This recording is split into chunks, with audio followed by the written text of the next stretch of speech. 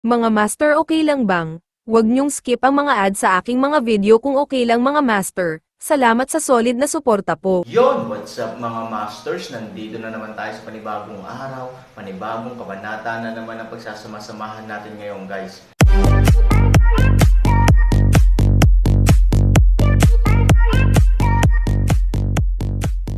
Bali mga masters, kung bago ka pa lang po sa aking YouTube channel, please click the subscribe button, lalong-lalo na po yung notification bell guys, para maging connected pa rin tayo sa isa't isa at maging updated kayo sa mga susunod ko pang video. Bali mga masters, bago natin umpisahan ng kwento ay mag-shoutout po muna tayo para sa mga solid nating tagapakinig. Shoutout kay Lisa Paulite at shoutout kay Chris Abanador. Yun na nga mga masters, no? Bali hindi na ito patagalin. In 3, 2, 1, let's go! Tingnan mo, mabaho kalokohan kaysa, matangkad at malalakas ang mga taong iyon, iyong mga tao. Hindi ako natatakot na sabihin sa iyo na kahit na malayo tayo, malinaw na malalaman natin na ito ay isang disipulo ng Troll Hall. Ang mga tao sa Troll Hall ay parang mga higanti, tulad ng kanilang mga pangalan, at kami ay medyo humanga. Troll Hall, hehe, ang old-fashioned door sect ng Demon Clan, although mga 10,000 lang ang tao, sa totoo lang, elite ang mga taong ito dahil sa hugis ng katawan. Tama, ang mga taong ito ay isang napakalaking enerhiya kung saan man nila sila ilagay. Sa tulong nila, tiyak na magbabago ang sitwasyon. Hindi pa banggitin na maaari nilang palayain ang kanilang mga kamay upang tulungan tayo, na nangangahulugan na ang ibang mga hukbo ay maaaring palayain ang kanilang mga kamay. Panipi, Han Sanchen, hugasan mo ang iyong leeg. Ang isang grupo ng mga tao ay hindi masasabi ng malinaw tungkol sa kanilang kaligayahan. Kung tutuusin, sa mahirap na sitwasyon ngayon, kapag biglang sumikat ang bukang liwayway, ang excitement ay mahirap kontrolin, ang mga salita ay sobra-sobra, at ang pangungutya ay masinsinan. Hindi nagsalita si Han Sanchen, ngumiti at nanatiling tahimik saglit. Then he smiled and said, kung ganon, wag mong sabihing binubuli kita, bigyan mo lang ng chance, at hintayin mo silang dumating. How about, nang marinig ang mga salita ni Han Sanchen, isang grupo ng mga tao ang unang tumawa, at sa sumunod na segundo, ang grupo ay humagalpak sa tawa. Ang kanyang ina, nakakita ako ng mga taong gustong mamatay, ngunit hindi pa ako nakakita ng sino mang napakamura. Han Sanchen, ang galing mo talaga. Hindi ko alam kung may sakit sa pag-iisip ang anak mo o sanay na ang pagpapanggap ng nanay niya na hindi siya makababa, pero sa mga sinabi mo lang, ako, huwag kang masyadong galit. Mas nakikiramay ka sa kanya, no? Ha ha ha ha, ha ha ha ha. Isang grupo ng mga tao ang tumawa ng baliw at hinamak ito. Si Ivory at ang iba pa doon ay nalilito din. Ano sa lupa ang ginagawa ng 3,000? Napakunot ang noo ni Ningyu, naiintindihan ko ang paghikayat sa kabilang panig na sumuko, ngunit nang makitang dumarating ang mga reinforcement ng kalaban, hindi lang sila umatras, ngunit nilakasan din ang kanilang pag-atake, paano nila? Teka, ang bulwagan ng trolls ay isang matandang makapangyarihang puwersa ng angkan ng demonyo. Bagamat hindi gaanong kalakihan ang mga taong dumating, hindi dapat maliitin ang ating lakas. Nasa napakahirap na sitwasyon na tayo. Hindi ba malinaw na ang 3,000 ang magtutulak sa atin sa hukay ng apoy? Oo, hindi kami ang Advantage Bureau, hindi ko talaga maintindihan. Pati yung mga matatandang nasasakupan, kahit may tiwala sila sa isa't isa, pero at least this time, mahirap na lahat intindihin. Hindi umimik si Ivory, tahimik na nakikinig sa mga tanong ng ilang tao sa kanyang tainga, at saglit na kumunat ang noo niya. Bilang asawa, bilang taong pinakakilala si Han Sanchen, alam niyang may dahilan si Han Sanchen para gawin iyon, ngunit iniisip niya kung ano ang dahilan, at naliligaw siya na walang sino man ang pumupunta para dito. Teka, nanay niya lang ayon sa kahulugan mo, hintayin natin. Tinapik ni Ye Shijun ang kabaong at malamig na sinabi, nakikiusap ang mga tao na mamatay, gusto pa ba nating tumanggi? Kung ganoon, hindi ba parang masyadong impersonal ang barkada natin? Ang paghihintay ay naghihintay. Pansamantalang tumigil si Ye Shijun sa pag-atake, at isang grupo ng mga tao ang naghihintay sa lugar. Hindi rin naglunsad ng anumang pag-atake si Han Sanchen, at nakatayo sa parehong lugar ng kabilang panig sa parehong paraan ng paghihintay. Ang tanga ay si Fu Tian. Malinaw na may digmaan pa sa itaas. Bakit biglang walang balita? Ang natural na tanawin sa paanan ng bundok ay hindi kasing ganda ng sa bundok. Pagkaraan ng mahabang panahon, narinig ko ang ulat ng mga sundalo na may nakitang higanti sa labas, nang maglaon, bago pa makasagot si Fu Tian, isang lihim na liham ang dumating mula sa itaas na humihiling na buksan ang gate at papasukin ang party. Ito ay ang mga tao mula sa palakaibigang troll hall. Nang marinig ang balitang ito, napakasaya ni Fu Tian. Pagkatapos ng lahat, ang kanilang mga reinforcements sa wakas ay dumating. Ngunit ang saya ay hindi na nagkaroon ng oras upang manatili pa ng ilang segundo. Ngunit ang mga kilay ni Fu Tian ay biglang sumimangot ng mahigpit, parang may mali. Storytelling channel sa YouTube. Anong masama sa pagtulong sa matanda? Tanong ng isa sa mga commander. Kumunat ang noo ni Fu Tian at nag-isip ng matagal. Kinuha niya ang sulat sa kanyang kamay at ibinigay sa munting commander. Matapos matanggap ang sulat, ang munting commander ay tulala kaagad. Kung ang lahat ng nasa harap ay normal, kung gayon ang huling pangungusap ay ganap na kalokohan.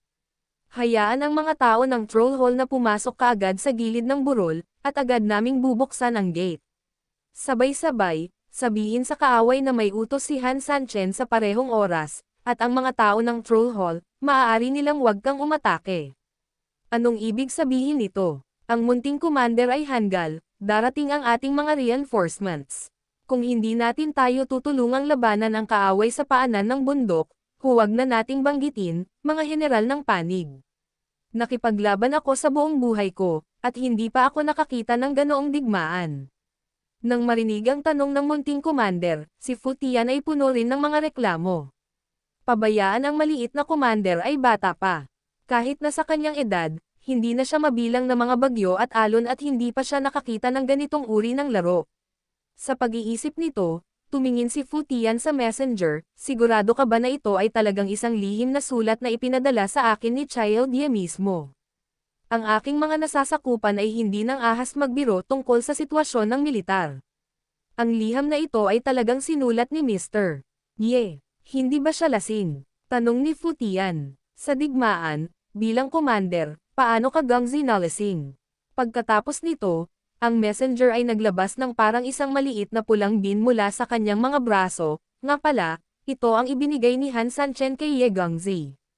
Sinabi niya iyon hanggat ipinaliwanag namin ang paglaya sa kaaway at sinindihan ang espesyal na senadorias na ito. Pil, ang mga tao at mga kabayo ni Han Sanchen ay natural na susunod sa mga utos. It's so fucking strange. These two people are crazy. Hindi ko maintindihan kung anong kanta ito. Malungkot na sigaw ni Fu Tian. Ilang mga commander, tingnan mo ako, tumingin ako sa iyo, saglit, wala akong imak, katawa-tawa talaga ang utos na ito.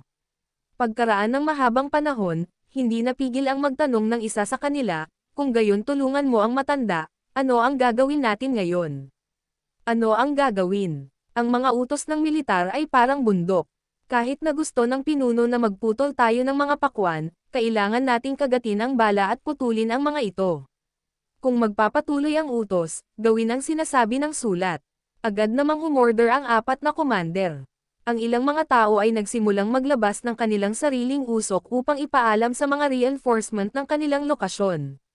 Ang iba ay nagsimulang malakas na ihatid ang utos ni Han Sanchen sa kaaway sa kakahuyan at sabay-sabay na inilabas ang espesyal na smoke pill na ibinigay ni Han Sanchen. Pagkatapos ng pagkain ng operasyon, maya-maya, ang mga tao sa troll hall ay sumugod, at nagulat si Fu Tian, ang mga kaaway sa kakahuyan ay talagang hindi naglunsad ng anumang pag-atake sa lahat ng paraan. Tulungan ang matanda, matagumpay na naabot ng mga taong troll hall ang pass, ngunit ang pinuno ay isang binata na higit sa 20 taong gulang. Nang makita si Fu Tian, magalang siyang sumaludo. Bagamat ngumiti si Fu Tian, halatang nalilito siya, ikaw ba ang kaliwang deputy envoy sa paligid ng demonyong multo? Tulungan mo ang matanda na magkaroon ng magandang mata. Demonyo ako Ming. Humalaklak ang binata, napangiti si Fu Tian, maglakas loob na magtanong, bakit hindi dumating ang Panginoong demonyong multo ng iyong bulwagan? Magiliw na ngumiti si Demon Ming, pagkatapos ng pagkubkob ng Panginoon sa templo, siya ay inaantok, kaya pansamantala siyang nagpahinga sa kampo.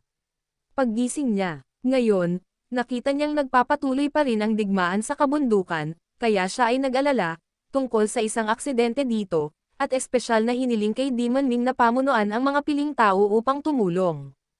Ang mga salita ay nahulog, ang demonyong si Ming ay malumanay na tumingin sa hukbo sa likod niya.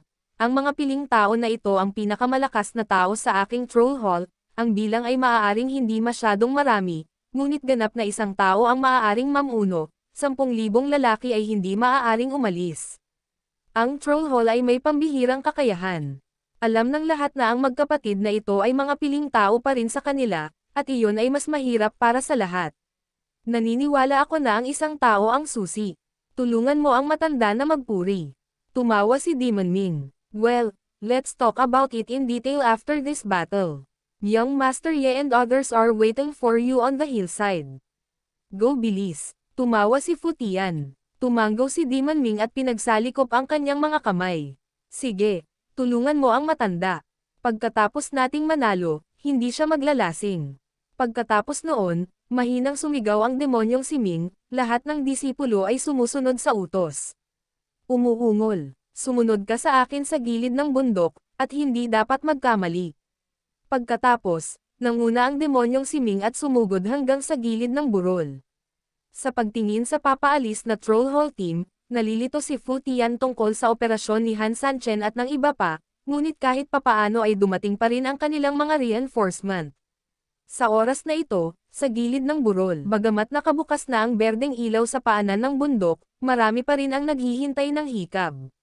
Mas exaggerated si Han Sanchen. Bagamat ang mga tao ay lumulutang sa hangin, ang kanilang mga katawan ay nakahiga patagilid, na parang nasa lupa.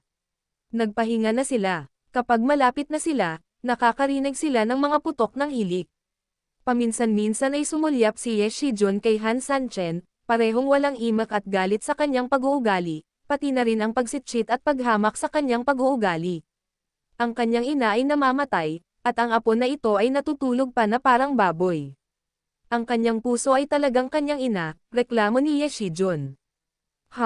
May mga ganito. Hindi nila alam ang sakit kapag umaapoy ang apoy hanggang sa kilay nila. Nakakaawa itong mga kapatid na sumusunod sa kanya. Ang pagkamatay nila ay hindi malinaw sa kanyang ina.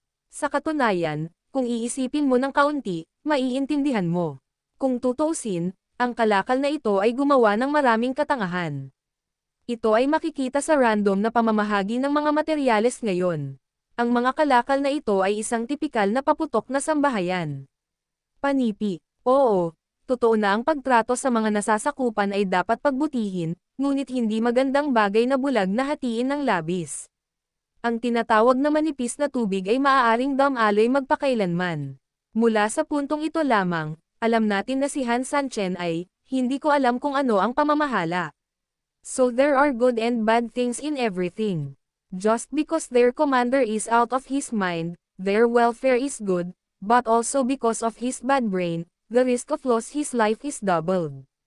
Nakikinig sa pang-aalipusta ng mga nasasakupan, masayang tumanggaw si Ye Shijun, at pagkatapos ay tumingin kay Su Yingxiao at iba pang mga babae, paano ang mga babaeng iyon? Anak, hindi mabilang ang mga nasasakupan, ngunit ang totoo, bihira ang mga babaeng ito. Oo anak, ang mga sisiw na ito ay talagang walang kamatayan at kumukupas kumpara sa kanila. Kahit 80 years old na lalaki nakakasigaw kapag nakita niya. Buhay pa ako. Tumanggaw si Ye Shijun ng may kasiyahan. Han Sanchen, ang bastard na ito, ay hindi alam kung ano ang swerte niya sa kanyang buhay.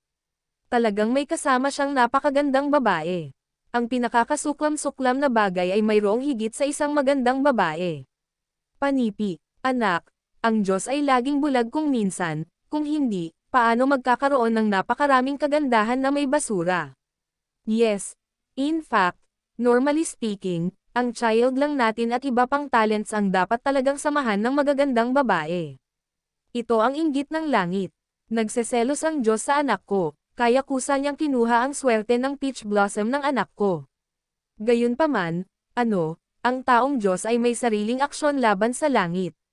Nang maglaon, nang matalo namin si Han Sanchen sa kalahating kamatayan, ang mga kagandahang ito ay hindi masunurin, lahat ba sila ay anak ni Ye ng ating pamilya? Walang kahihiyang nagyabang ang isang grupo ng mga tao, At ang pinaka-nakakatuwa ay si Ye Shijun ay mas walang hiya at handang tanggapin ito. Sa puso niya, siya ang pinagyayabang nila kapag nambobola.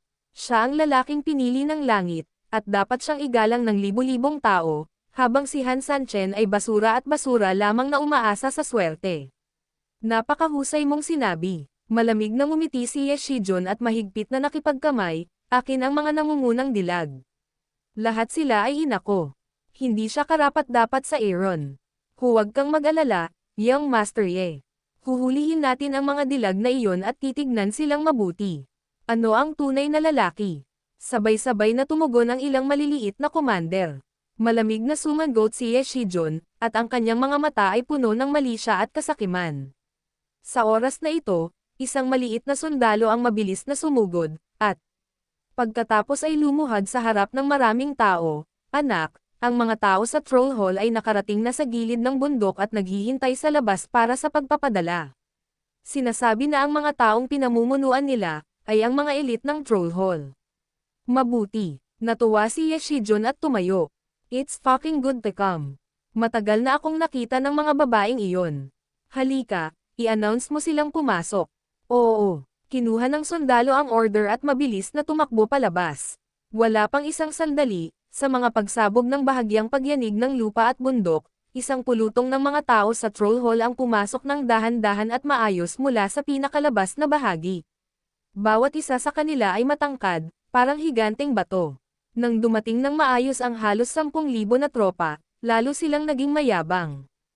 Kahit na ang mga senior executive ng Han Sanchen ay may mataas na self-cultivation, nang makita nila ang mga taong ito, hindi nila maiwasang maramdaman na ang kanilang momentum ay biglang pinigilan ng iba. Hindi kakaunti ang hindi makatutulong sa pag-atres. Nang makita ang mga taong ito, sa wakas ay nabawi ni Ye Shijun ang kanyang kumpiyansa, galit na itinuro si Han Sanchen at sumigaw, Han Sanchen, malapit na ang iyong kamatayan. Yun na nga mga masters, no? Bali panibagong kabanata na naman yung natapos natin ngayong gabi. Muli, maraming salamat po talaga sa walang sawang suporta po sa aking YouTube channel na talagang inaabangan nyo po ang bawat upload ko po. Bali mga masters, magkita-kita ulit po tayo bukas ng gabi at ngayon po ay magpapaalam po muna tayo. Bali mga masters, bye-bye!